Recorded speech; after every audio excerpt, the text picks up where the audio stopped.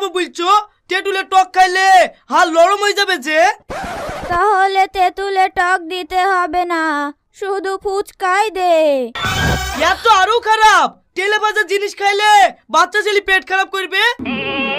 আমি চলে এসেছি সোনা, দাও ফুচকা দাও। চলে এসছো, আমি অনেকক্ষণ ধরে অপেক্ষা করছি। বোন, আমি শুধু ফুচকা খাবো। এইটা পর কে উড়িয়ে এসে জুড়ে বসছে। খাবি এদালে ধর।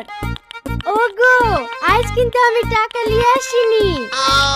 প্রতিদিন টাকার কথা বলো কেন গো? আজ পর্যন্ত ফুচকা খাওয়া তোমার সাথে কোনদিন টাকা লেছি? তা লাউনি, আজ আমার বোন এসছে, টাকা চাইতেও তো পারো। না না, আমি ফুচকা খাবো আর আমার দুলা ভাই আমার সাথে টাকা নিতে পারে। তুমি ঠিকই বলেছো, তুমি যত খুশি তত খাও। এই চূড়া, চ বাড়ি।